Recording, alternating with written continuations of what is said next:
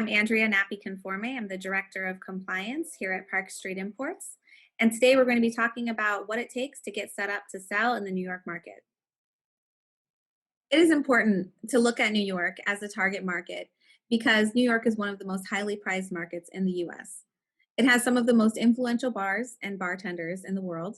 And of course, many drink trends start in New York before spreading to the rest of the country. For this reason, it's often one of the most popular test markets among beverage brands.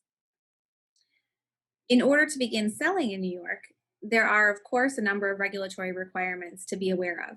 There is a brand registration requirement, a price posting requirement, various shipping considerations, and of course, some marketing considerations as well. The first step to getting set up in New York is the brand registration. A brand registration is required whether you have a spirit or a wine product. However, it is not required if you have a wine. Registrations are now done through the state's new online platform called PRO, Product Registration Online, and registrations are all valid for a 3-year term. Depending upon the commodity type, that 3-year term will vary slightly, as will the cost. Low-proof wines, wine specialties, and wine products all require a lab analysis to be completed prior to submitting any brand registration with New York. The second step to getting set up in New York is the price posting. The price posting is designed to prevent any unfair advantages for certain wholesalers, and this is actually codified within New York state regulations. Products must be registered and price posted in order to begin selling, but beer and wine products are exceptions to this rule. Those do not have to be price posted. The price posting does have to be done by a licensed wholesaler who is typically the designee of the brand owner. And of course, there's 2 different price postings to be aware of.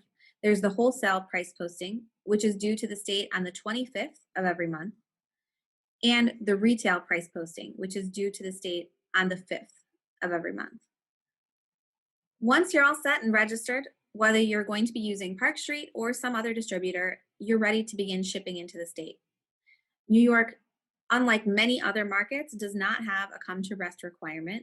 And what that means is essentially that the product does not have to come to rest within the licensed warehouse, the licensed New York warehouse of a New York distributor before it can be sold to a retailer. Instead, it can go directly from that wholesaler's out of state warehouse to the retailer within the state of New York, or even from outside of the country directly to the retailer within the state of New York.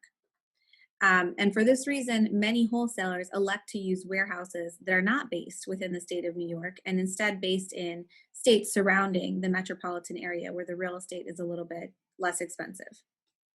In order to hold a tasting in the state of New York, whether that be to a consumer or to a licensed retailer, the entity must hold a New York state marketing permit.